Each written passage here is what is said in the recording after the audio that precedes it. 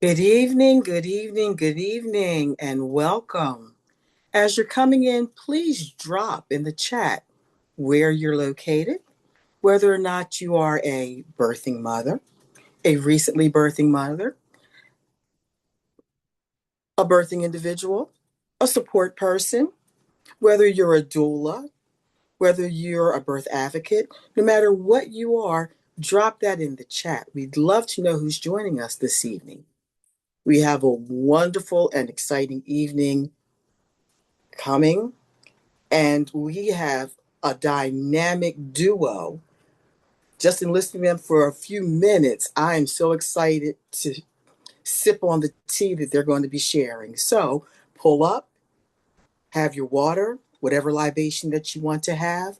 If you don't have a notepad, please go and get a notepad because I guarantee you that the tea that they're pouring, you're going to make sure that you write down the recipe so that you can go back and review it and utilize it. So come on in, come on in, come on in. We're going to be getting started in a few minutes. My name is Karen Barnett. I'm going to be your moderator for the evening, but I'm going to be taking notes too. So just so you know, if you have questions, drop those in the chat. We're going to try to make sure that we get through in enough time that we have some question and answer time at the back end. I'm going to ask you to please read the dynamic duos bios so that we can get right into the bulk and the best part of the tea without me having to read that to you. So come on in, come on in, come on in. Thank you for joining. Stay tuned for all of the Birthing the Magic opportunities that are coming up because you know that we're getting ready to go into Black Maternal and Mental Health Week, and they have a dynamic schedule of things that you can join in on. So the information is in here. You can also access that online. Stay tuned. There are plenty of opportunities for you to get quality information. And these two sisters are going to bring it to you better than Beyonce or anyone else can because they've got the real snapback facts. Okay, not that TikTok stuff. They are scientists. They are rooted in science. They are sisters. And I'm ready for the tea. So let's show them some love. Let's send them some emojis. Send us some emojis so that we know that you're ready.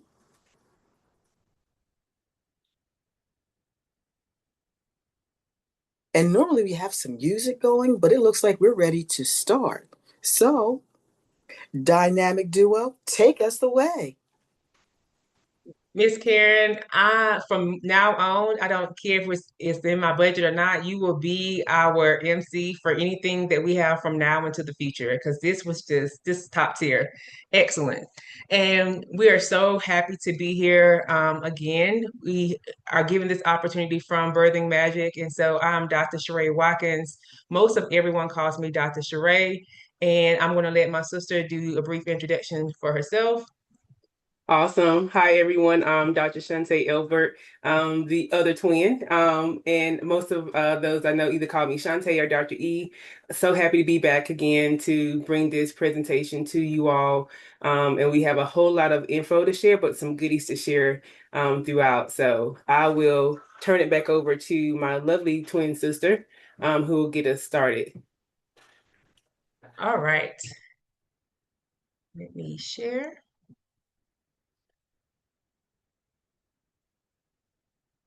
Can everyone confirm that you can see my screen? Yes, yes, yes, yes, yes, All yes. right, so in getting us started, we are going to be talking about how mama got her groove back, sexuality, intimacy, and sexual connection after pregnancy. And so we're going to make this an interactive workshop. So we're just not going to talk at you. Probably every two or three slides, you will see that they're going to be either a reflection question, there may be a live answer question, or we may ask you all to unmute. And we'll go over some of those what we call rules of engagement on the next slide. But the Absolutely. first, but first, I want to be able to show you this QR code. This QR code is our gift to you. We know that there are different types of learners. Some want to fully engage and some want something to follow through. This workbook is for you.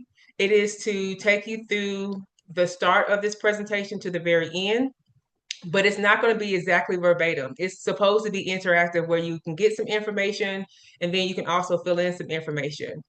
If you don't happen to keep the QR code for some reason, we will show it again at the very end. But this is your QR code for your workbook, so you can follow with us throughout the presentation, and you can be able to come back to it. I'll let Shantae go next and go over the purpose, our community agreements, and then also what you should look forward to seeing. Thank you so much. So the purpose really today is not just about getting back to who you were, but reconnecting to who you are now. And a lot of times when we see webinars, me and Trey often say, "Oh, we're new people. Every iteration of who we are is an evolution of who we are." And so we want to normalize some of the things that you all may be experiencing now, have experienced in the future, in the past, and will experience in the future. Reclaiming your body image and sensuality. It took everything in me not to get fully dressed up this evening just to show up as my normal self. And a lot of times we feel different as our bodies start to change and evolve. And so I wanted to actually show up the way I felt, the best version of myself in this moment. And that's how I showed up this evening. So we want to reclaim what body image and sensuality and pleasure can look like. We want to talk through some communication, provide some language for your needs. A lot of times, language has to also be taught. I learned that from my sissy. And so it's hard to pour and give what you have never received. And that includes in different types of relationships to self and to others. And so we'll talk through some communication strategies. And then we'll plan out some next steps with your plan, which is also in the workbook. So, some community agreements. This is our Vegas. Confidentiality was shared in this space. Please keep it in this space in context. Don't share names and other things that are shared that can be specific to a person, but generalities is perfectly okay. Have compassion, support one another. You can always pass or take a break or simply listen. You have autonomy in this space to show up however you choose to do so or not. Try your best to speak from I statements, share your own experience, so you can make room for different experiences and difference that others may bring to the conversation. And more so, choice and consent. You decide what you share, what to keep private, and what your body needs today. A lot of times, myself and Dr. Watkins, we don't mind sharing, so I'll go ahead and give my self-disclosure now. I will give personal examples throughout today's, with this evening's conversation, and these are my personal experiences. And I'm pretty sure Dr. Watkins would do the same. I also want to pause. Can you go back one slide, Ray? We have a Slido going. So for those who don't want to ask questions openly, but want to ask us questions, this is the QR code. It'll be on about every other slide in the bottom right-hand corner. So feel free to go ahead and get the screenshot. But if you don't have your phone readily available, it'll come up every other slide moving forward through the rest of this afternoon. So that way you can have a chance to send us questions. So as I already shared, participation is choice-based. You may openly speak, write your questions, or just listen. But more so, we want to give you a reminder that you have autonomy in this space to consent to what you want to engage in throughout this evening. And more so, our goals is to provide open conversation, normalize the changes you may or may not be experiencing, especially things that are not openly talked about in our communities, in our families, in our culture, and help you build the skills and strategies needed to elevate and do things that are beneficial.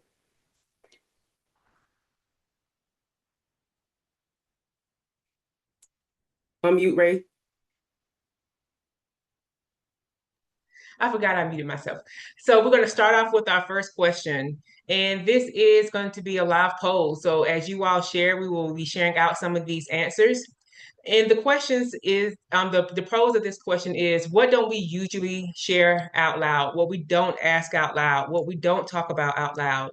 So what do you wish someone would talk about more honestly and openly when it comes to sex, intimacy, and the postpartum body?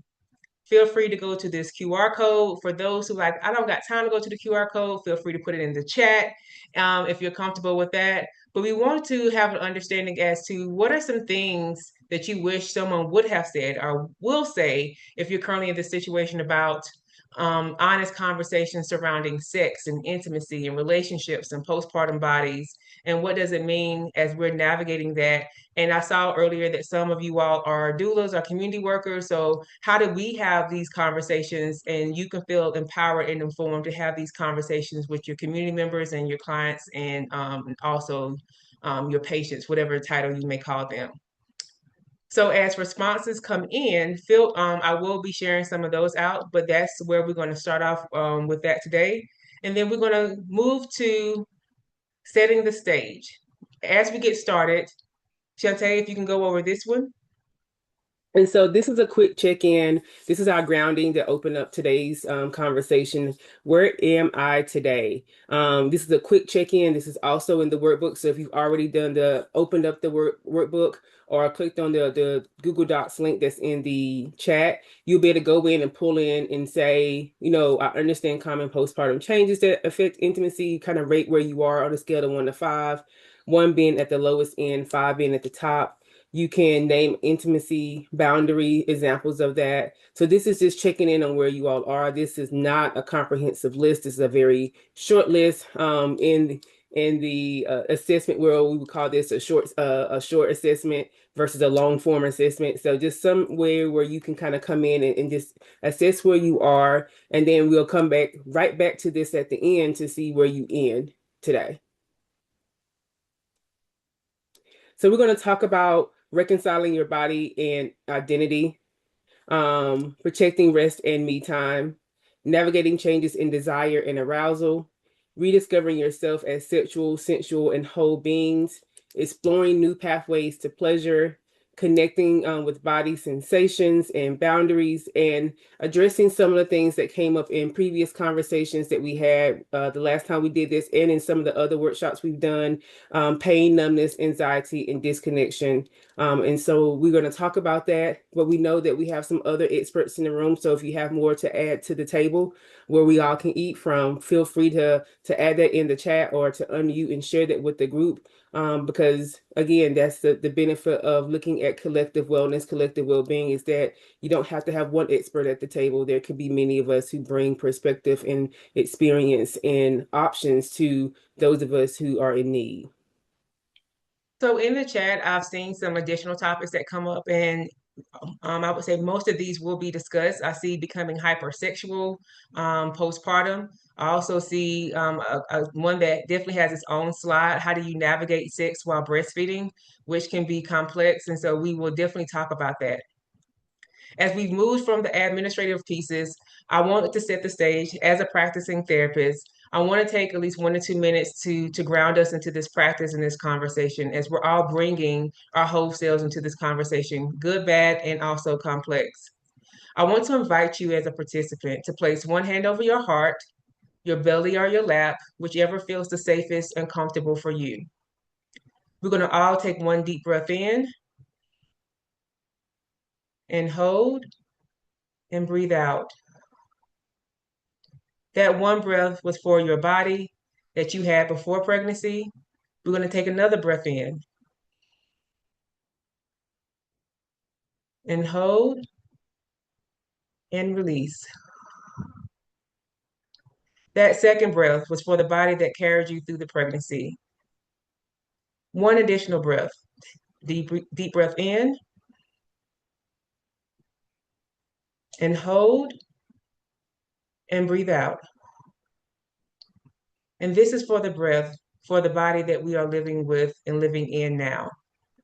So as we get started, I hope this grounding moment lets us know that we honor every stage that our bodies have carried us through, in the past, in the present, and also in the future. So our first topic, let's talk about changes in the body after childbirth.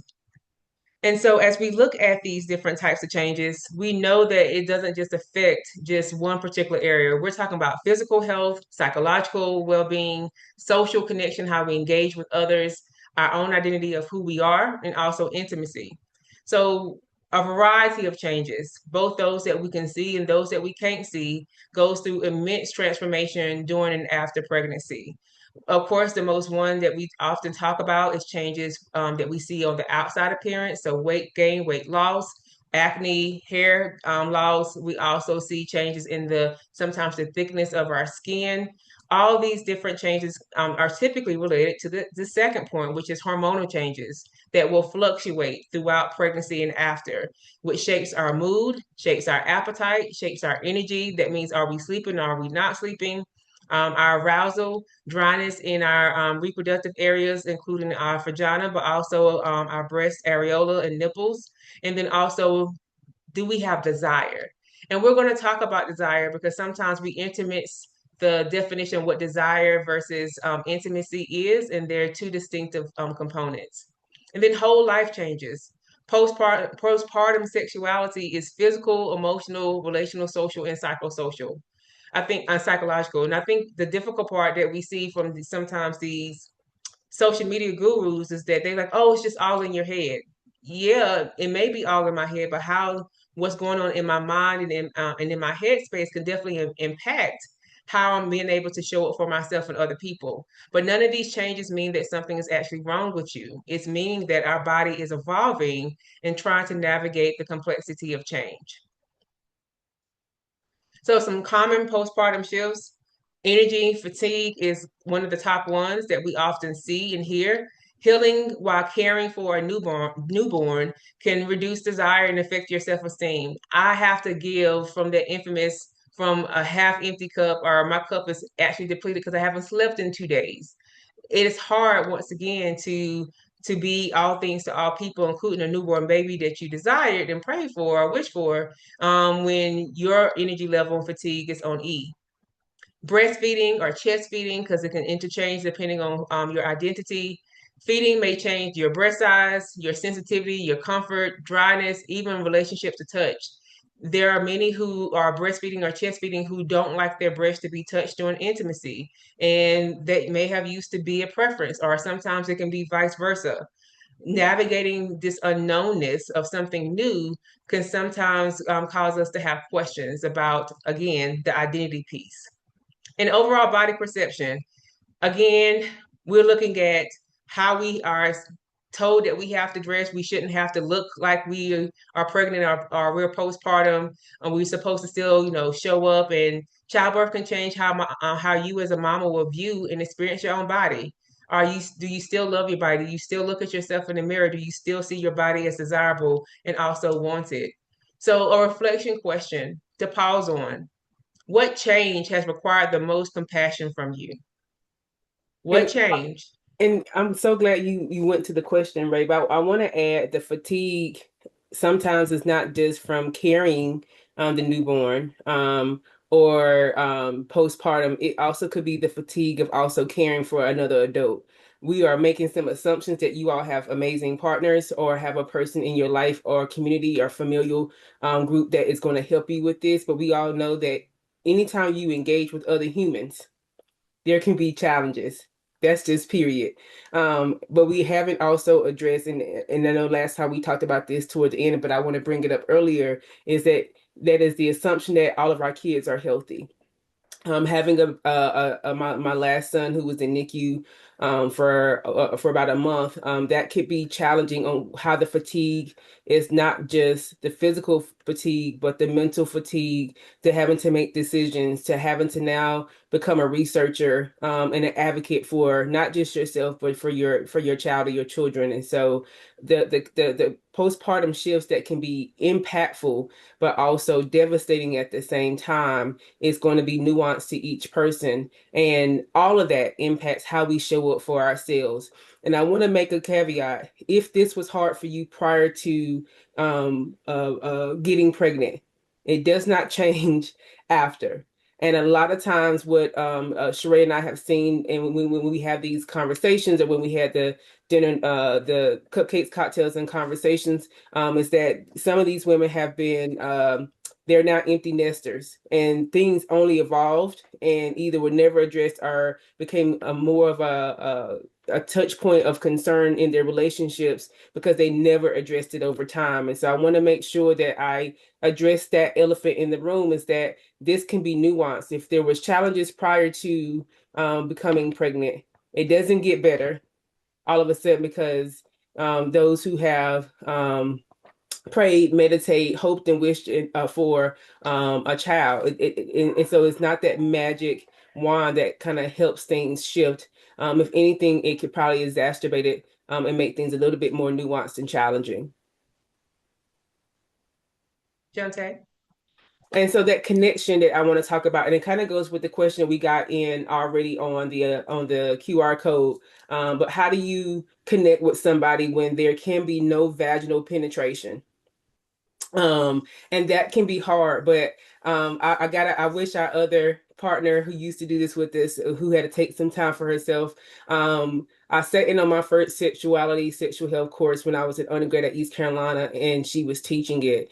She was like, think about how the body has so many nerves throughout it that are sensual zones that give you a chance to explore. And for many of us who grew up in homes where even touching our body was taboo, you don't even get to explore all the parts of your body that are sensual and also can lead to orgasms. And so when you think about all the changes that can happen based off of changes postpartum, also changes with emotion, roles and time, and relational stress, it is very hard for me to have a conversation with my husband, my partner, about sex when, like today, I felt like the best I could do was get up and put on a long sleeve black shirt and some leggings. So I am not even dressed up like I normally am for a presentation because my rule is I show up like I would if I was doing a face-to-face presentation. But today, this is the best that I could give you all, and that is still good enough. And so, how do you navigate that when the vaginal genital changes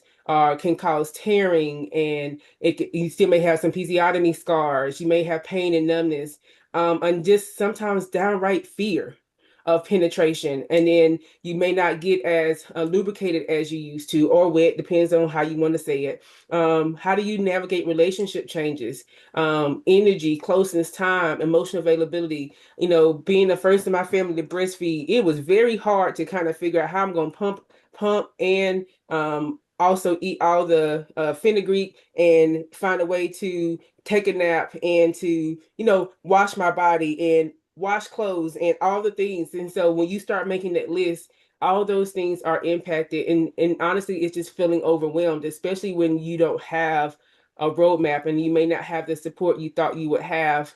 And so it can be challenging. And so oftentimes, common does not mean you have to suffer through it.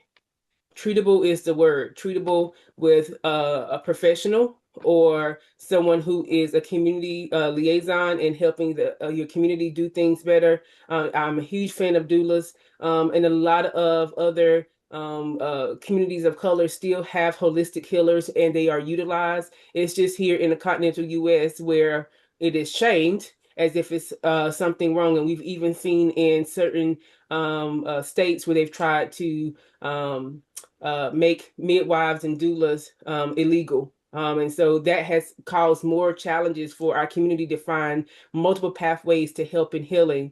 And so I wanted to talk about that connection piece is more than the physical changes. It's so much that's changing after and during childbirth that mostly I often hear is just I'm overwhelmed. I don't even have, I may have too many choices, and I just want to have one thing to focus on. So we'll talk through that through the next couple of slides, but I wanted to stop there and go to the next slide, Sheree. So this one's on me for psychological impact. Psychological impact is so it is so diverse about what it looks like from each woman um, who is navigating the after effects of childbirth, because it affects what we call that continuum of mental health and wellness.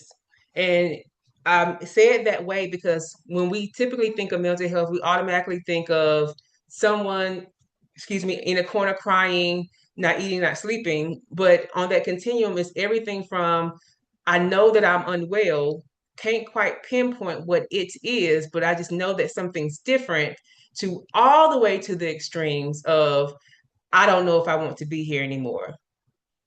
That is the continuum of that line of not so well to really unsafe. And so this continuum shows everything from self-esteem, self-identity, desire, mood, connection, all that deals with psychological impact. And so we break it down to a couple components that we should be mindful of. And the first one is, we know that there's hormonal changes, but could there possibly also be thyroid concerns attached to that? Either you had a thyroid problem prior to, or now you may be possibly having some after. Postpartum thyroid issues can affect mood, fatigue, weight changes, and desire. So it goes back to that previous statement, that just because it's a common symptom doesn't mean that you don't do anything with it. Because you can start having symptoms like, I'm having this, and people often talk about it, but it's really impacting how I function, and also my quality of life. Then you can do something, you can try something. New identity up under psychological impact. Becoming a mother can change how you see yourself, your body, your needs, and your relationships. There are certain people, places, and things who will still expect for you to do the things that you used to do, or be available the amount of time that you used to be prior to pregnancy. And they don't understand what establishing a new balance looks like, because even sometimes that word of balance, like that give and take, doesn't make sense in those first couple of months postpartum, and you're navigating so much. And then postpartum mood, everything from depression to anxiety to trauma, and even severe forms of like intrusive thoughts and psychosis can be associated with psychological impact after birth. And so how do we ask the very difficult question of, is this common and this is manageable, versus, is this common, but I don't think I can manage this on my own? A couple of simple questions that I always tell people is like my go-to. And if I remember correctly, there's four, but it could be five. But let's go through them quickly. Is this impacting? And we think of it in this way: is something increasing or decreasing that's outside my norm? Is something increasing or decreasing that's outside my norm? And this norm means this is my baseline. The first thing would be eating. Am I eating more or eating less, more than my normal? That is the indicator number one. Sleeping. Am I sleeping more or less, more than my norm? Now keep in mind, this one will have an asterisk by it, because again, that can be impacted by the baby's sleep routine too. But still, even if there's something that's changed from it, it may be an indicator that you need to be mindful of. Indicator number three: am I increasing or decreasing my time with people and also communities that I typically associate myself with? So that is family members, that is people at work, that is community partners that are, if I'm volunteering, that's people within your immediate household. Big indicator. Because if we start to see changes in that, then that may mean that we're averting from social connection. So how should we manage that? And then the last, fourth indicator is your overall mood. And mood, I want you to think of all the little smiley faces that we sometimes see when we type in an emotions chart or a feelings chart. You see these different types of smiley faces. Is your mood now changed? Are you more sad, less sad? Are you more happy, less happy? Are you more agitated or irritable, or less agitated and irritable? Are you more angry, less angry? Because again, we typically have a baseline. And when that starts to fluctuate up or down, those four things can let you know that, I have a number of these indicators that Dr. Sheree talked about. The follow-up question to that will be, how much of this is impacting my quality of life? Because oftentimes we have heard in our community is that we push through, we don't want to sit there, worry somebody else. But if it's impacting your ability to function, we definitely advise and support you going to seek out help to determine what the core issue may be. You are not alone, and there's nothing that you should have to blame yourself with. help, once again, is not just available for those who ask. It should be available to all of us. So how do we use those? So this is what we call a body map. Inside your workbook that we provided for you, you can go back and fill in as much as you need, but we want to take a moment to pause for some private reflection. When you think of your body, you think of the outline of your body, you see some of the ones on the internet, what area of your body has changed? And we have seen some talk about breastfeeding. We talked about some who had some surgical implications. We have some who've gained some weight. So in looking at these different areas, and this is not an exhaustive list, what has changed and what do you need now for resources or support for that? So this is information for you. Take a 30, 45 seconds to kind of think some things through if you are thinking it out. But for those who went ahead and looked at the workbook, feel free to go and it is a fillable workbook, so you can fill it in by typing stuff in it. What areas of your body have changed? And what do you need now to address these areas?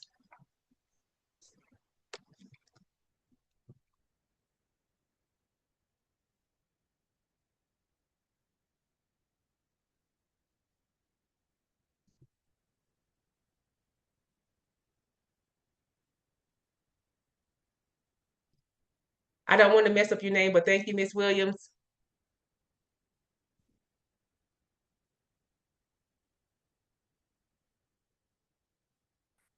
All right, Dr. E, you're next. So one of the things is knowing, so was the workbook emailed? No, it wasn't. If I'm gonna put the link back here in the chat for everyone. It's in the chat, and then yes, I sent it. I emailed it. Did I not? Did you guys not get it? We're gonna check and see. No Awesome. matter what, we're putting it in the chat, and then we also will send a follow-up too. All things will be covered.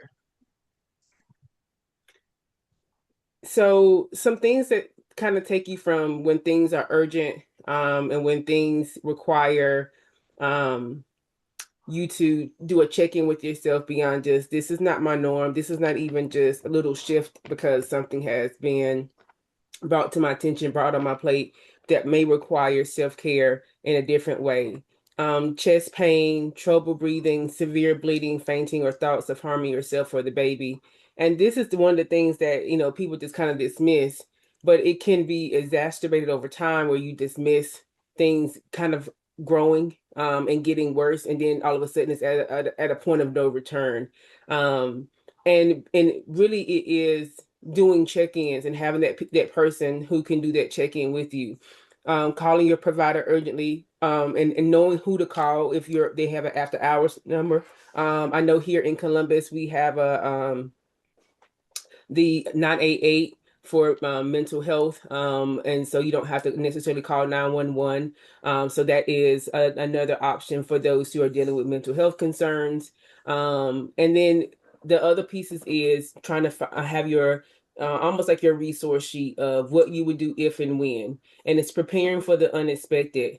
And so having your wording like in order, like I've been pregnant within this past year, and these are the things that I've noticed that have changed.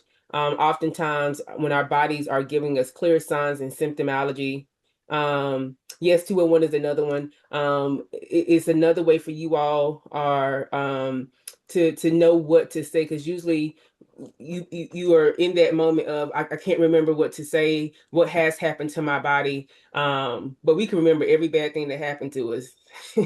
But sometimes recognizing what has happened to our bodies, we dismiss it. And so being able to give some type of recall on, like, I started noticing on 2 weeks ago that my body started doing this. I started noticing when I breastfed that even though this is the breast that I normally feed from, I'm not producing as much milk, or it's much more painful when the baby latches. Or we tried using the different tips from the what you all suggested and it's not working. And so a lot of times we forget to just track it, but most of us who have some type of smart device or phone, you can put those notes in your phone so you don't forget.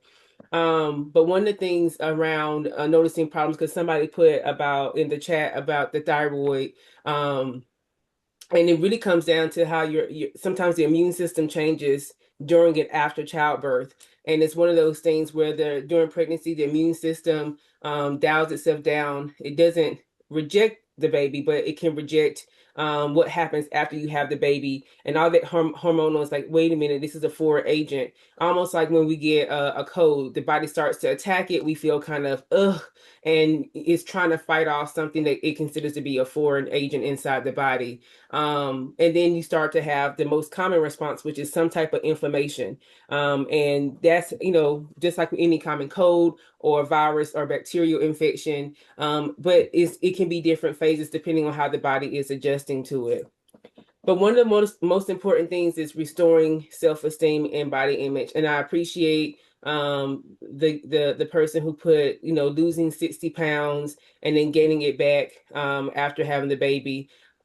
Baby, I can't even be Dr. E right now. I understand you right now. If I was in my room, you would see two bags of clothes that size 22, I'm sorry, 20, 22, 24, 26, all in the bag because my body has ebbed and flowed and my youngest is 8. So the body is going to body. It has nothing, it doesn't care how we feel. I gain weight when I don't eat. I'm like, wait a minute. Again, my body is just very, very different from other folks who may binge eat. And so I think the part about adjusting to being over 400 pounds to now being at a size 16, 18, this is the smallest I can recall in my adult life being. It is a different mindset because the body has changed, but the mind still sees myself as a size 26, 28. And so how do you find ways to have authentic self-care? Not I'm going to get my nails done Friday because we're going to the wedding. I'm not that type of self-care because that's something I've been doing since the sixth grade. I mean, this afternoon when I sat there and I said, I don't feel like my best self. And I closed my computer and I text my sister, I'm laying down. I'm sticking my alarm clock. It's that desire to not keep pushing through like I always did. It is cutting on the gospel music earlier today and just letting the tears fall, or as my granny would say, watering my grass. It is that mindful renourishment of my body, my spirit, so that way I can just tap back in and feel everything. And as Sheree told me when I was sitting in the hospital with my youngest, and I'm not gonna cry, feel everything. Yes. This moment is meant for you to remember and recall, but you got to feel everything so you can tap back in and communicate that to the doctors. And I'll never get when the chaplain came in and was like, all right, so they're taking Stephen to NICU. Do you want us to pray? And I was like, I'm mad right now with Jesus. I don't got nothing to say to Jesus and the ancestors. I'm just mad. But it's tapping into all those emotions and, as she says, filling everything out. So how do you find ways to renourish your mind, your body, your spirit, however you choose to do so? And you got to have something. And I want Sheree to talk about how during COVID we were able to remember one big thing: what used to feed us and nourish us no longer did. And pregnancy is no different. Yeah. So I'm going to stop share right quick just to share this with you all, so that way you can be able to see me and Shantae fully. During COVID, a lot of focus was based off of mental health and it was based off of grief.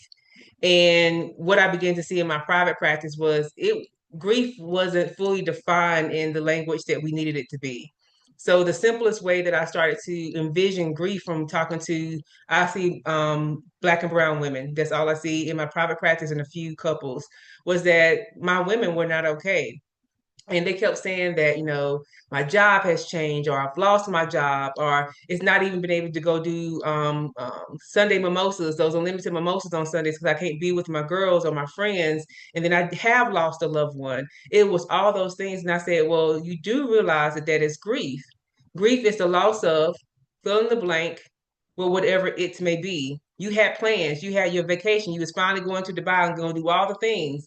That is still grief, grieving the things that we had dreamed of and had been wanting to implement. So I want everyone to take a moment. It's going to be a quick activity. It's not in the workbook, but I will add this to the Google Drive. Okay. If you have a piece of paper or you have your smartphone in front of you, you just open up a quick little page. It's not going to be a lot. And I want everyone to take 1 full minute. And in that first column, I want to put all of the things that you do that's authentic self-care. Authentic self-care. In that first column, give me like at least 2 or 3 so we can work from. What are the things that you do for authentic self-care? And this is the thing. This is the self-care that you will be doing if you were unwell and you were grieving the loss of something. Okay? In that first column.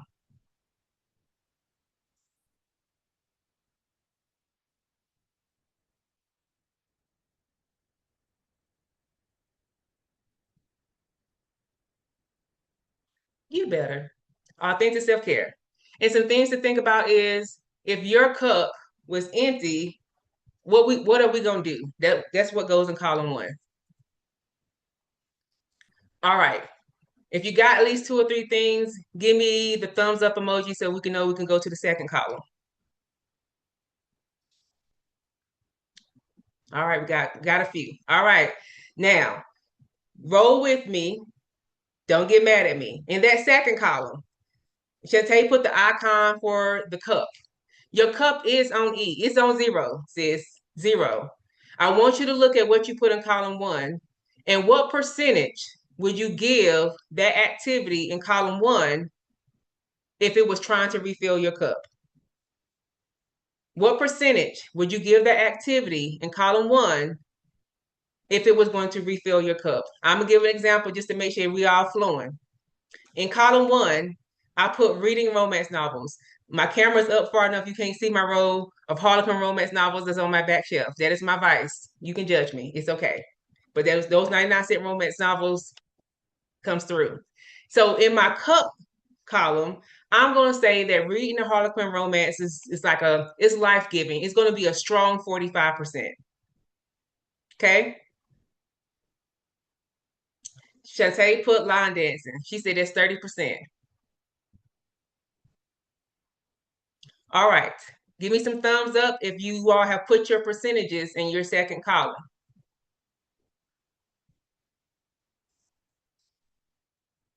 Okay. Now here's where the doozy come from. In the chat, I want you to put I if you have at least one thing on there that is 75% or more. Put I if you have something on your list that's at least 75% or more.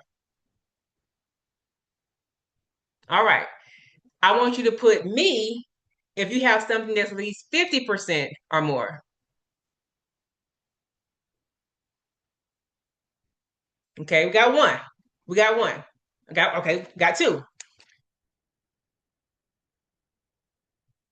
And for those who have something that's at least 25% or more, put that's me. That's me. 25% or more. Now, this is where I'm going to pause, and I want this to sit heavy in this online group. What does this say to us that's here tonight? What does your percentage of your cup say to you? Dr. E? Well, the first time I did this, it showed me that I never really had things in place to really refill me. I liked how the camera zoomed in on your face when it's, yeah.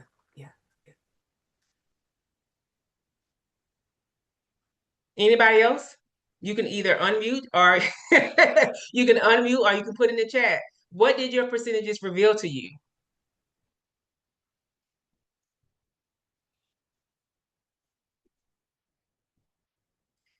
I'm only at 50%, so never truly full.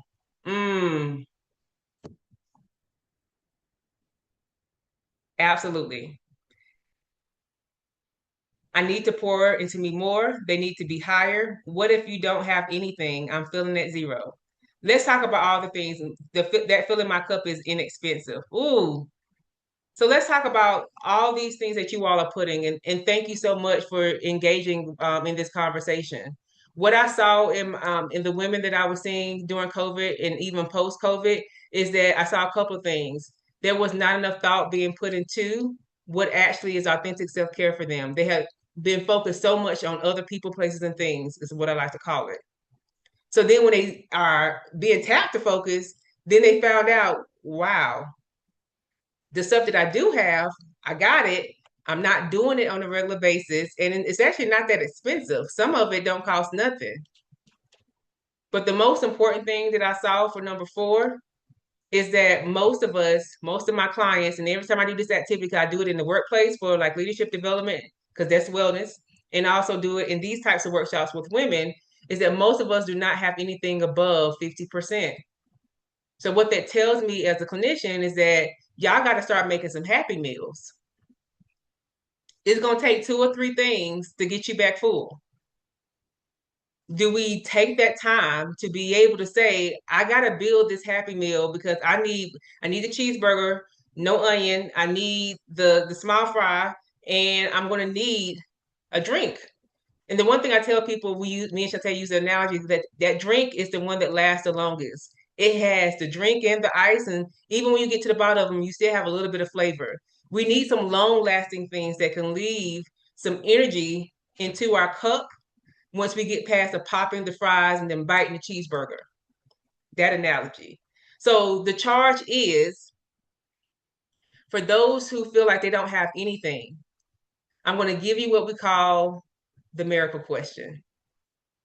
If you woke up tomorrow and it was possible for anything to happen and there was no barriers, what would you be willing to do to make sure that your cup got full? It's something about imagining without boundaries and barriers what we can provide for ourselves if given the opportunity. Thank you, Chris Ann. Absolutely.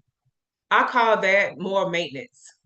And again, for some women who don't experience it on a regular basis, it could be self care.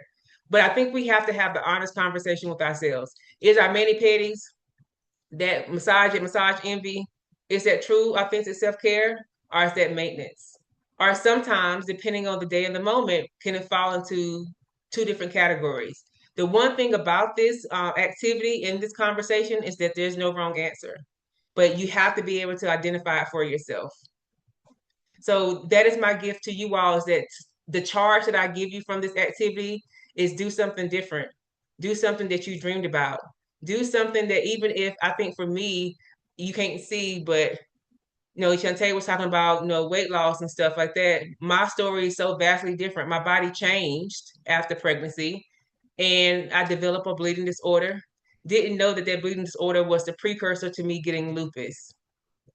So Shantae talked about being a size 16, 18. Y'all, we are identical twins. We've looked and sounded alike since birth. And this is the first time in the past 3 years that people are like, are y'all sisters? No, we're twins. But I'm a size 8'10". And that does something else to your mind and body when we're talking about this is what my body carried. And my body no longer looks nothing like what it looked like giving birth or even postpartum. And sometimes that's the part that we don't talk about, like having children with disabilities or our bodies holding chronic disease dormant, that birthing unleashes wrath inside of our bodies, which is a whole different discussion. And so when we're talking about mental health and wellness, it's a variety of different types of topics. And so let's dig in some more. And I And think so that's we can, important to share because the last time we had this, you didn't have a lupus diagnosis, I right? didn't. And our bodies, we get one of them, and no matter how much we try our best to maintain it or we think it's going to show up for us, sometimes it doesn't show up the way that we want it to. And so giving yourself permission to grieve, as Sheree said, what was. Yes. And even going back and looking at our PowerPoint, it was just like, wow, the last time I did this, I had really gotten to the point where I wasn't on the medication anymore from postpartum and depression. I mean, it's just time does give you a chance to reconnect and to recenter. And so I wanted to make sure that you give yourself that biggest gift, which is time. Yes. And I look back at the previous flyer and I had locks. full head of locks, and now I'm bald. But there's still joy. You have to sometimes be intentional in finding it. But this is a good wig because I didn't got compliments from Karen and Marie. Do trust, I'm still gonna look good. Okay. Yeah. Mm-hmm. And let's talk about that as we talk about how do we protect ourselves when it comes to our self-image and our body image. Right now, there's a hot debate for us as women. Should we be natural? Should we perm? Should we not perm? Should we weave? Should we not weave? All the things. And I think what is going to make you feel good? And the side comment, which is what's in our budget. And I think both can coincide and both things can be true at the same time. When you can honor the identity that you're trying to develop for you and your family, if you are once again instilling values. But I'm even though I do have a nice shaped head, I'm just not quite ready for baldness yet. Just not quite there. Hit me when I'm 50. It may be a whole different discussion. But we have to be mindful of limiting harmful media. These social media gurus and even therapists just like me feel like their platform is open access for us to tell all the things and also give advice and opinions. And we as therapists don't do that. We give recommendations and we help you navigate through change. These are some options that I'm seeing. What would you like to try? But it's definitely changed with this open access to all LinkedIn. Even LinkedIn has become very social medially. And you got Instagram and the tick and the talk, as my grandma call it. You have to be mindful of what you are giving yourself access to and feeding it. And we have to seek support. Everybody don't need counseling, but counseling is useful. If you are in this identity development and in your identity development, you know what your higher power is. It's what we call spiritual wellness. Whether you believe in organized religion, you believe in faith or spiritual wellness or ancestry or anything, or even if you're agnostic, this is where the seeking support is. You have permission to implement whatever you need in order to be well. That supportive people help us. And I think sometimes that's difficult because even before we sometimes get the support, have we asked for it? Do we have the permission to say that I can even ask for it? And we got some slides coming up that's going to tackle that part of how do we request, how do we ask, how do we communicate, and not assume that people will automatically see our strife and our struggle and automatically step in, which is hard because some of us are empathic and intuitive and we're like, I can see all things. How come they can't see me? Professional help, peer support, the research shows is just as valuable and effective as therapy support. So women who are trained in this topic and who know how to do good peer support or even support groups works just as well as individual licensed therapists,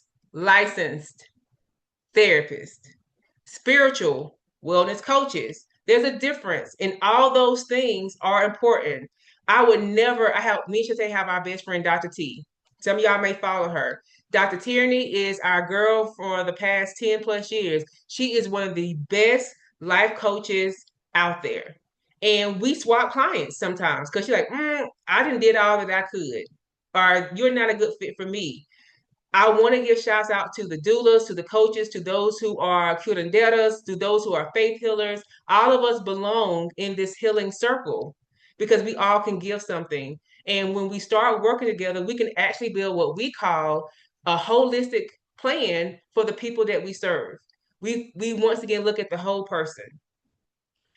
But self-acceptance, whew, I'm gonna lead you all into a conversation that's coming up in like about maybe 5 or 6 slides. Shantae will probably tell me about the gift that keeps on giving. I can't remember how many slides we're away, but the gift that keeps on giving. I want you all to think about what things have you heard while being pregnancy and also postpartum that talks about what you should believe in yourself as a new mom, as a reoccurring mom, of how you should see yourself and how you should show up. Should you take the 8 weeks or the 12 weeks, and should you once again co-sleep with your baby? Don't sleep with your baby. What type of messages are you hearing from people? Because that all goes into self-esteem, self-image, and self-acceptance. It's hard to accept yourself if everything is telling you that you need to be a stay-at-home mom and you don't have to work no more.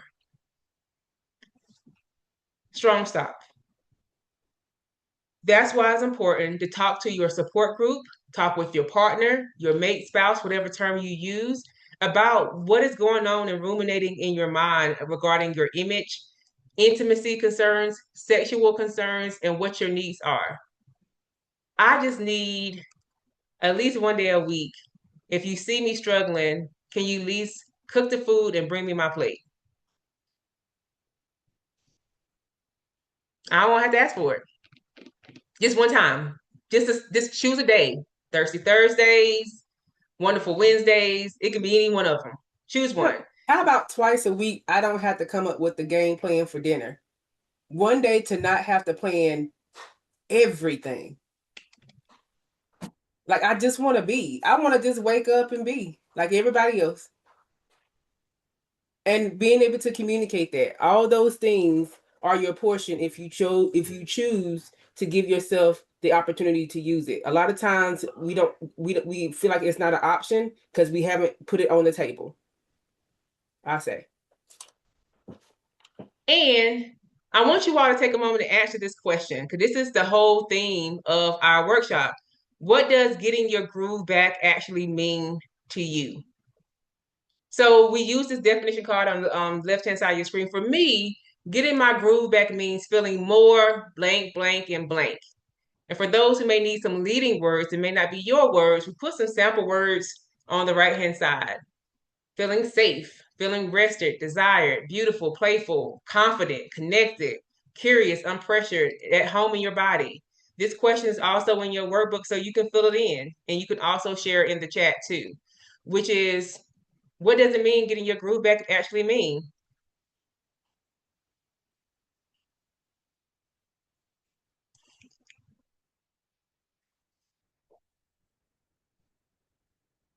All right. Tay, do you want to take this one or you want me to take it? I got it, but I love this comment Karen put in the chat that she encourages individuals to have as part of their planning their family and not family planning. That's good stuff. That's good stuff. That's going in the pocket, Karen. So if you see it on my LinkedIn down the road, don't be surprised. Because that's a good quote. That's a good quote. Desire versus readiness. These are two different conversations. Both are needed and both are valid. Do I want? And I want to acknowledge the thing that we don't have enough time to talk about when desire has been taken away from us. Both Sheree and I are survivors of sexual assault, and I think it's hard to figure out, reclaiming yourself and your voice and your body when somebody has taken it away from you. But that is still your portion.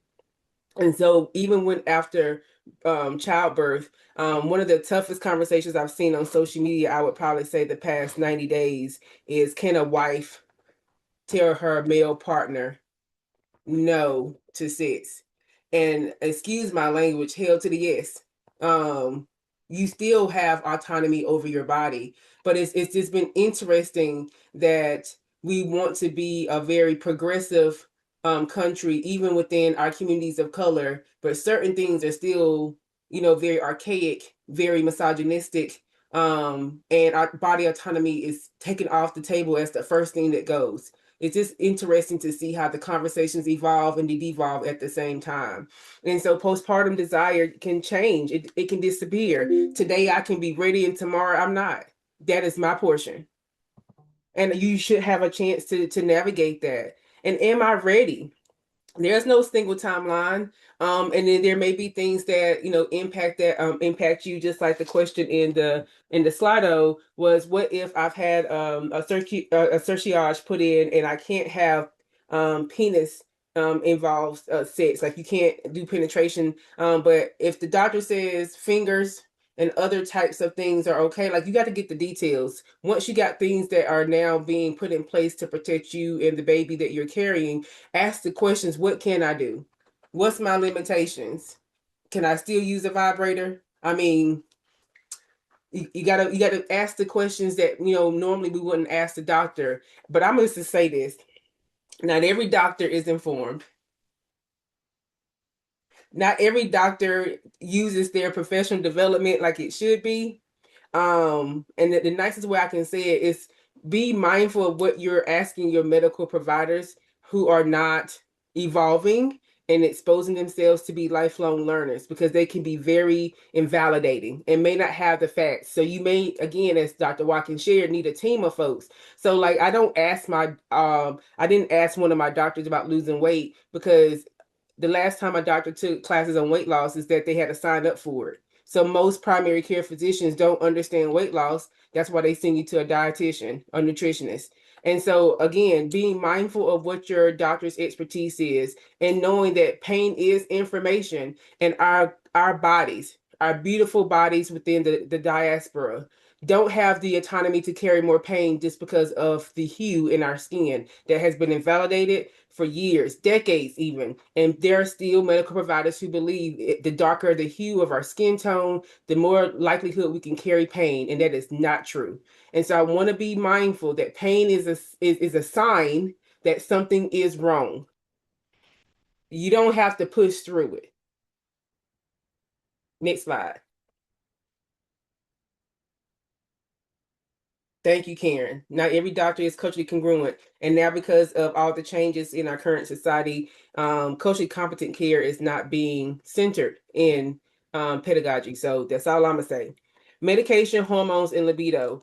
Common contributors, SSRIs, hormonal contraception, pain medicine. Medication can change all the things. And so when you get on a new medication, y'all know how the commercials start talking about good stuff, and then you get to that long part in the end, it also can cause bloating. And they start listing all the other things. Ask the questions, read the sheets that come with the medications, look it up. Because a lot of times, I have to say this, a lot of medicine is not tested on our diverse bodies.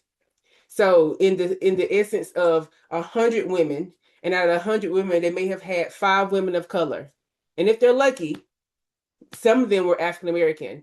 And so the symptoms and things that may happen to our bodies may be different from what is even on the list of side effects, because those who participated in the studies didn't represent our identities, let alone our DNA fully. And so a lot of times you may experience things that are quite different than other populations because we didn't participate in studies. And that's another conversation on why we're needed to be part of studies, but we got too much history on why we don't trust it. It's a long story, but how do we do that? So what does that mean? Talking with your provider, asking about all options. Even when I did my medication, I had postpartum depression medication that was one thing, and then I switched to something different a couple years later. I mean, so knowing what to ask for, seeing if there are providers of color that you can talk to. I talked to my sister about the medication both times, so I can figure out what she thought about it, because I trust her wholeheartedly. And so that's some of the things to be mindful of. And there also are providers like Sheree and others who have a host of clients and patients that they work with, that they start to see trends and successes based off the populations that they serve.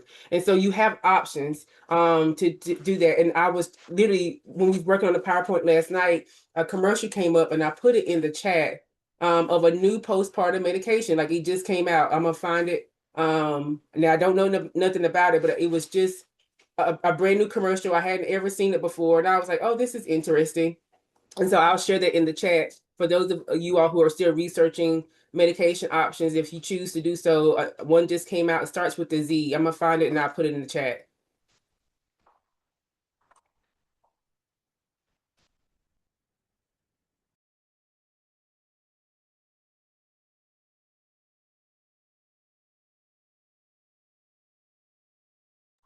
You on mute, Ray? Trying to get to my tab. All right, so this is a quick activity when it comes to talking about the desire, readiness, both, or need support. And this is just a small pause for you to go into your workbook, or you can think out loud. But I want you to think about, place each statement under desire, readiness, both, or support. And so how you sort it, the first one is at the bottom. I feel too tired. If this is something that resonates with you, would you put that up under desire, readiness, or both, or you need some support in it? And what we have defined for each category is, desire is, do I want to?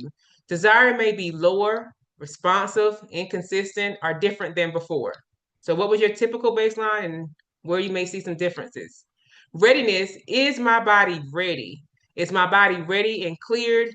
Healing, pain, and provider clearance are physical questions. And even when it comes to psychological, like, can I clear my mind from my to-do list, from the shoulda, coulda, wouldas, and all the thoughts and the negative Nancy's, so I can actually be ready to enjoy what I'm about to engage in? Or is it both? And then the last one talks about, is it needing support, pain, fear, trauma, pressure? Some concerns need care, not more pressure. And so we want to make sure that we're able to talk about that. So we have some different options, and there's also more that you're probably navigating. What about if sex hurts, or if sex is not pleasurable, or I miss feeling wanted, or desired, or needed? I want closeness, but actually not too much. You know how we can be wishy-washy sometimes. And I'm afraid of getting pregnant again. And some of us in this group are navigating, again, we talked about loss, and some may have even navigated child loss.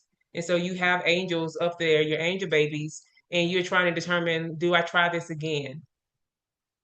These are all the ways that you can have a moment to sort why this activity was included. So if you was to ever talk to a coach or even a therapist, this is what we help do in sessions. And some people, depending on how they like to communicate their issue, we'll actually have a diagram like this, or they'll talk it out loud. It's like weighing the pros and the cons. Where's everything being sorted into?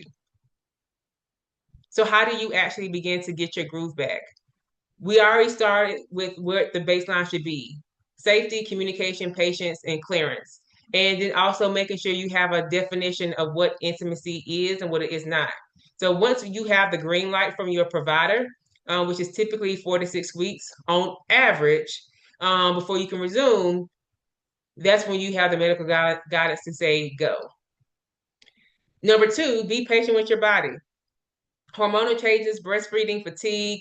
Y'all, some of y'all are acrobatics, and some of us are just what we regular smuggler. It don't matter where you fall at on that continuum, but you got to be patient. Some of us can revert back to the old ways, and some of us like, I need to like a slow crescendo back into us engaging in it. And so we may need to start with some of the basics. Like it's going to be simple missionary for a little bit before I can go back to swinging from the chandelier. And some of us like, I ain't never did that, but maybe it's the time to try if you want to.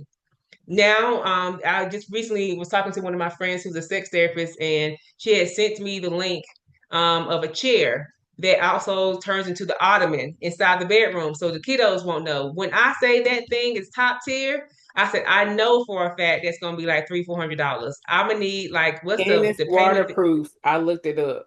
And it's waterproof. I was like, of course, I had to send it to Sissy. I was like, girl, you see this?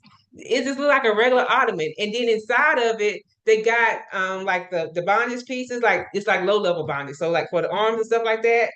I was like, wait a minute, I just bought an ottoman off of Amazon, but we make and put that in the living room.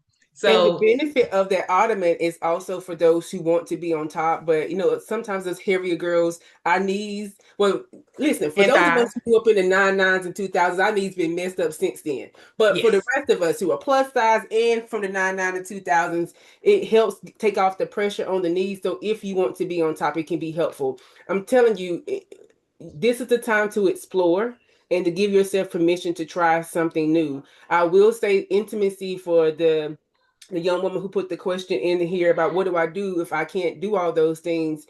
I mean, they got these cards now where you can just almost like Uno. Tonight we're gonna try something new. You can put some things in. I'm gonna find the name. We're gonna put it in the chat. But I think giving yourself permission to try something new, cooking something. There are a lot of cooking classes, or y'all can find a meal on Pinterest and cook a meal together. Spending time together can be intimate. Taking a nap together can be intimate because you both wake up rejuvenated and you got energy. I think giving yourself choices so you can try something. Going to the sex toy shop together or ordering online if you're not quite that bold yet, because I get it, you know, depending on where you stay at, it can be a challenge. And so finding ways to build intimacy and try new things. If you have Hulu and Netflix, one of my I think one of the shows I watched is building a sex cave or something like that. It was a TV show. Me and my husband watched it. It was really good on like how they turn rooms inside houses into a boom Inspiration. room. And so thank you, Karen. Karen got to share information because you on it in the chat today. But reimagining what you can do beyond what you have seen is going to be very important. And sometimes the things you want to try, your circle may not be ready to hear it, so you don't share it with them. Mm-mm, Next mm-mm. slide, Cece. And I want us to be conscious of time. We wanted to give a full 15 minutes so you all can ask questions. And so we are most likely going to skip a couple slides, but we came prepared. That's why you all have the workbook, and you all are leaving an online workshop with 43-page workbook, because we always give more. It's like the gift that keeps on giving. But there's a couple topics that we want to make sure that we hit, but we also want to be mindful of this is you all space too. So we want to give time for time. So I want to focus on this one, and then we're going to Yes. skip ahead a few slides. But we Can I already talked cover the about, pelvic floor, Ray? I'm gonna let you cover therapy, but I would love to cover the pelvic floor one because I got a yes. story. So I'm not going to be careful because we've been talking about it. Find a therapist, make sure that they're licensed. If you need help with credentials, like if you just hit me up on the socials and you like, hey Sheree, this person says she's the therapist. Can you, what does these credentials mean? And there's actually whole acronyms of what like you see behind my name. I'm a licensed clinical mental health counselor supervisor. I'm a licensed clinical addiction specialist. I'm a certified supervisor for addiction, and I'm a certified rehabilitation counselor. That's what those all these alphabets and stuff stand behind my name mean. So you got to make sure that they registered and they about their business, because people who are not registered, they haven't taken no test, they ain't got no license, they ain't no risk for them, and they are likely to cause harm. Even good coaches are trained. Pelvic floor, Cece, and also contraception planning. It's evolved. There's a lot more than what it was 10 years ago. We haven't seen a lot of new products, but I'm going to just speak from preference, because my bleeding order is what caused my current chronic disease. And I was introduced to a birth control that saved my life, but also even now that it's managed, I still use it. It's called Seasonal or Seasonique. I literally have quarterly pseudo periods. So I have 4 periods per year. I take a pack, it lasts for 3 months, and then I have a pseudo period, and I take that. And then my doctor had the audacity to tell me that if I didn't want that pseudo period for that quarter, I can keep going. Say less. Absolutely say less. All right, Shantae. So yes, I found the chase. I'm gonna have to get it from my Instagram to my computer while we doing Q&A, but I got you. I found it. It's on my Instagram. But pelvic floor therapy. I'll never forget when we moved here from Washington State to here. I had Stephen in 2018 on Cinco de Mayo, and we moved here in January 21. And by that April, May, I had found me a OBGYN. And my first appointment, I was kind of upset because I had found a couple of Black women, but they had a wait list and they were not taking new patients. And so I asked around, and my current OB was highly recommended. And so I went to my first appointment, and I remember filling out the form, and she came in there and she said, just a couple basic questions that's not on my questionnaire. Can you cough and not pee on yourself? No. Can you hold it? For how long? I literally said like for how long? And she's like, at all. Like, how long can you hold it? And I was just like, okay. She said, during pregnancy, after pregnancy, has anything changed from you being able to hold your urine? She said, now, right, let's talk about sex. Is it painful? And I was like, wait a minute. This is my second child, and nobody's ever asked me those questions. No OB ever asked me those questions till I moved here. And again, I felt some type of way that nobody ever got that personal with me. And I was like, well, no, no, no. Yes, it's painful. She's like, I'm going to send you to therapy. And I was like, what kind of therapy? She's like, I'm going to send you to see a physical therapist to help you with pelvic floor. Baby, when I say it changed my life, changed my life. And if you didn't know, the first part of pelvic floor therapy is it's a mind game. They tell you to not think about it. Cause you know how you be sitting in the bathroom and you be like this trying to unbuckle. Yeah, that's the first thing that messes you up. But it was the therapy, it was the exercises, it was the doing something to help myself feel better. Working on different, like putting a pillow under my bottom for certain positions until my body was still healing. Didn't think about it, but it was still healing, even though Stephen was older. And so those were some of the best therapeutic moments I had, was going to see a pelvic floor therapist. And even contraceptive planning. I've always had birth control pills all through college. And then I ended up getting an IUD with both my boys, and I've had one ever since. I've had the Mirena. And so I think, Mirena, Paragard, some people are still getting Depo. I mean, you have so many choices when it comes to contraceptive options. But No, you sadly, I agree. hate to say it, some of this may be a challenge depending on now what state you're in, even getting Plan B. And so making sure that you have a community, have a provider who can actually support you the best way possible is going to be important. So we want to cover two last things for the sake of time. Number one, I'm just going to scroll to that. This is what we call consent and pleasure and communication. So slide number 25. So in your book, you can look for the same titles called Practical Tools. When you're ready to try new positions, or you need to use a lubricant, or you need to talk openly about what you're liking, what you're not liking, is he pulling too much on your clitoris and he think that's fun? All those things. This is are some of the common conversations that we see. And now the next one is how you can have the conversation with yourself first. Self first. How do you say it? And then on the next slide, it talks about creating the checklist. So now you can have the conversation with your partner. And it's related to your body, your emotions, and your environment. So we put a nice little worksheet in there called My Intimacy Menu. Wonderful little guide. Like, what's your red light, green light? We used to play that in kindergarten. So feel free to use this as an addition. And then my one thing that I wanted to talk about communication, which is, and again, we put it in there for all different types of mamas. So if you're a single mama by choice, or once again by circumstance, or if intimacy is bigger than sex, or once again, my favorite, Burger King. You also heard me talk about the Happy Meals, but even those McDonald's, Burger King have Happy Meals too. It's have it your way, however you want it. And then we provide it for those who are solo and those who are partnered. There's information in here for everybody. And so this page here is where I wanted us to stop. How we communicate and what our needs as being Black and brown women. We got to talk about what keeps us stuck and what sometimes keeps us unsafe and also unpleasured. Cultural norms, stereotypes, like y'all heard me say, the bondage and people was laughing, but just think about it. Is that something that we're talking about in our circle? But also the systemic stress of we as the superwoman syndrome, the angry Black woman syndrome, all these different types of preponderance of what people say we are and what we have to navigate, how we see ourselves versus how others see us. I want us to understand that the things that we carry in the cultural nuance impacts how we're able to even show up in our homes and in our beds. And it starts with historical trauma. The gift that keeps on giving. Our ancestors gave us both some things that that we navigate generationally, but they also gave us what I call the triangle. So on the outside of the triangle, our ancestors gave us psychological trauma, physiological changes, so changes to our DNA. That's why we have more high blood pressure, more hypertension, and diabetes. Changes to our DNA structure. We also have broken homes and dealing with social constructs. But this center part in that historical trauma diagram says that they also gave us resilience. It's innate. As I tell people, it's in my Dana.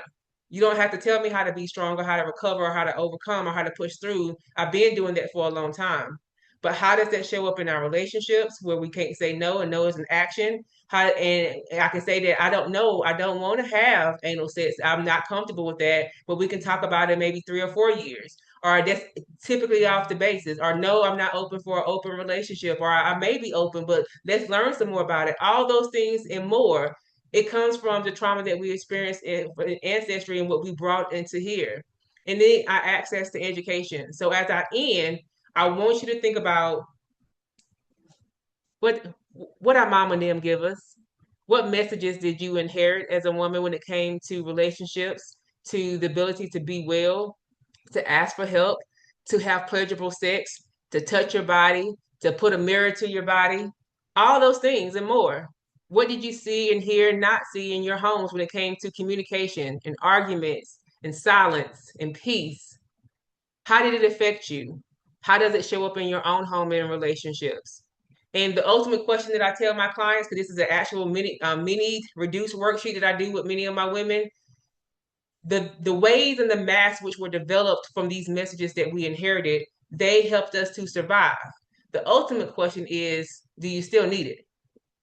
So do you keep it? Do you revise it and re-envision it? Or do you once again release it because it no longer serves you? This is how we get our groove back, by taking ownership of, we can keep some things, we can release some others, and we can reimagine certain parts of it. So, what messages did you inherit about sex, motherhood, pleasure, modesty, body image? And are you asking for what you need? That's where we'll stop at tonight. And let's open it up for these last 10 minutes for questions, comments, and the remaining part is resources for you in the back of the workbook and some extra activities for you to do on your own. And again, it's based off your own agency.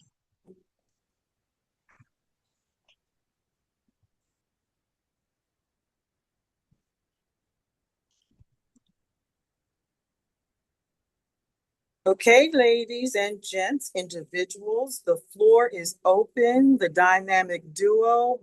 My cup is full of tea and it is overflowing. That's all I'm going to say. It's overflowing, and I love that. I love that Chase Lounge. I think it will be good for me because of my needs. I mean, just let me know if we're gonna have a collective community fish fry, so everybody can get their portion to get this Chase in their house. I'm all for it. Yes, I make yes. banging coleslaw and potato salad. Okay, okay. Okay. Well, Sure, we did get some questions in our Slido, and both of these are concerning, like, they can't have penetration right now because of pelvic floor rest or for the cerciage, or how do you separate breast stimulation if you're breastfeeding? But I'm gonna just be honest, because I was the first in my family to ever breastfeed, and I would tell you it was hard to have these conversations when nobody else had ever experienced it. I mean, I just had to be, at this moment in time, I'm engorged.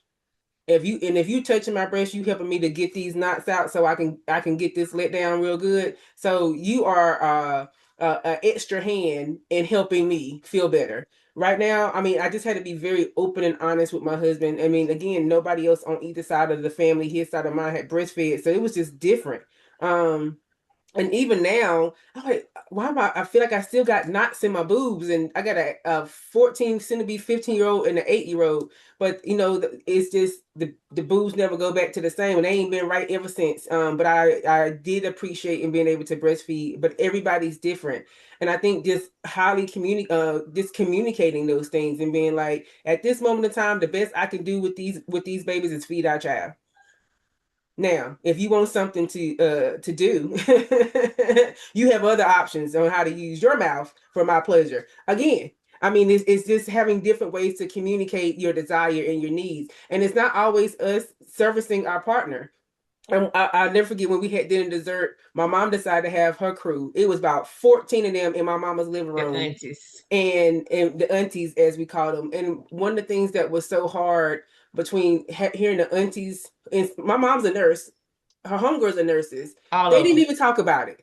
Like, how do you have mothers who are nurses, like 30 years as nurses, and they didn't even have these conversations about pleasure? And it took the children to bring it to the table, to start to navigate what it's like to think about pleasure. And so when I think about not being able to have penetration sex, we could, I mean, I remember when we brought up anal, because we had a sex therapist, and you would have thought everybody in my mama's living room about passed out. Oh my God, we don't do that. I was like, it's a hole, ain't it?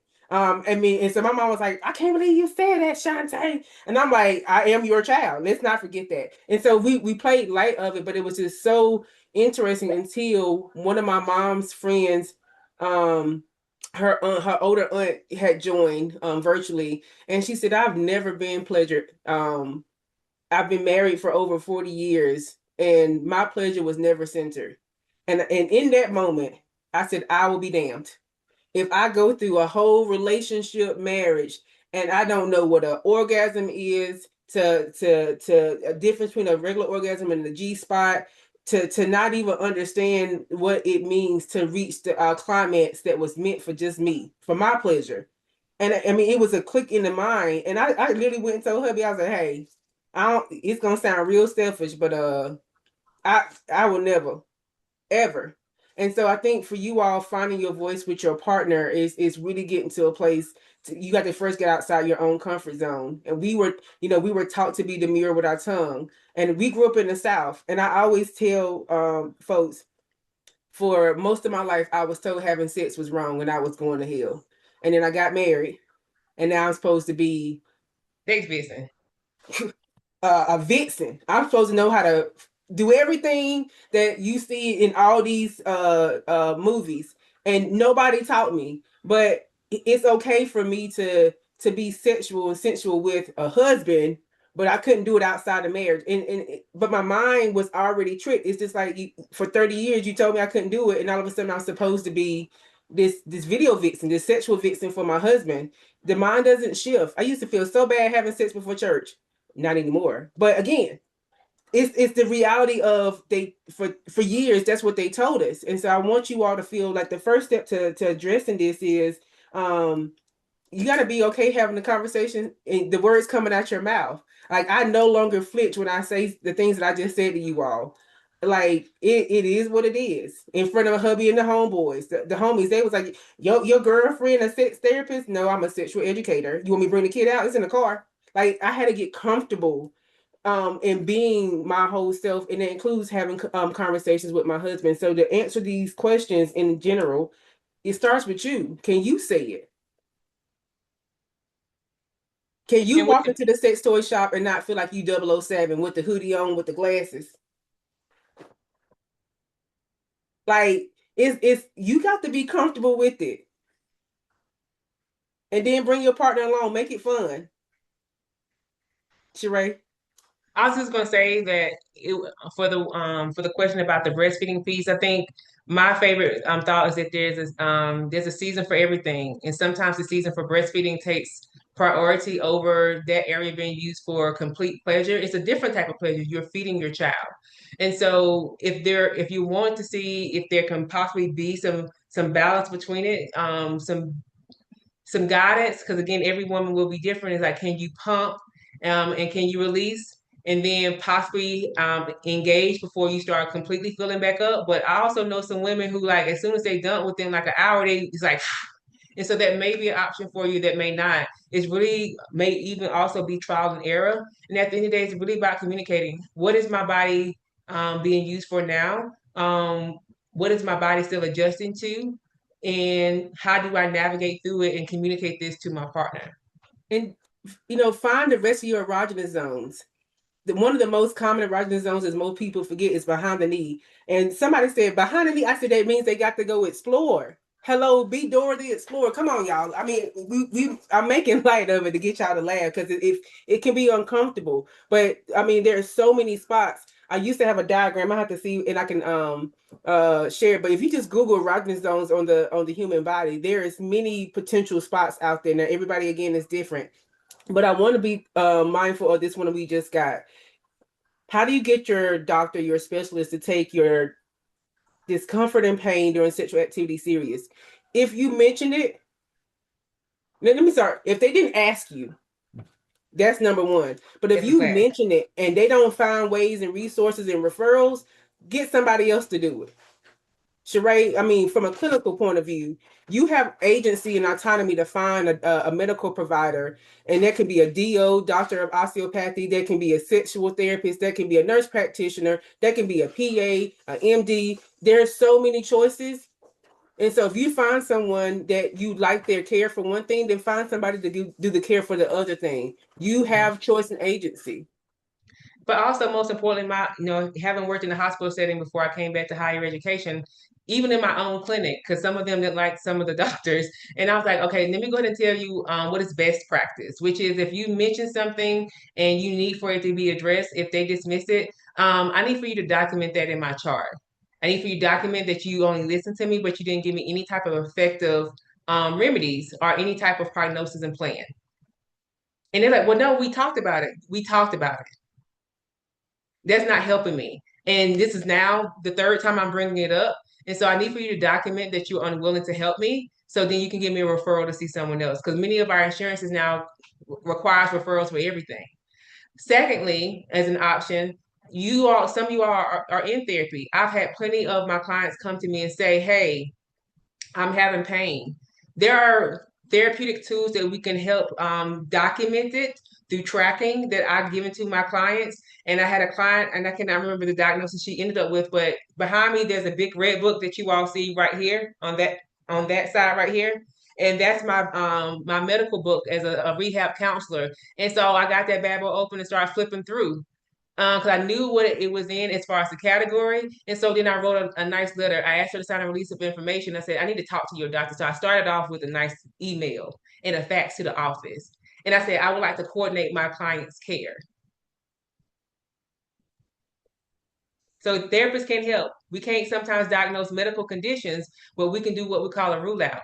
My client is reporting this, and this is what I've had. This is what they reported in therapy. It's been happening more than 6 months. I would like for you to do your due diligence and help me to coordinate this care with my client because I can't help them be well mentally if they're in physical pain. And let me address the The question about masturbation. I'm a fan. Again, so before my hubby came out the truck, he was a truck driver. So phone sex is a thing. Hello, number one. I ain't going nowhere else. I got you.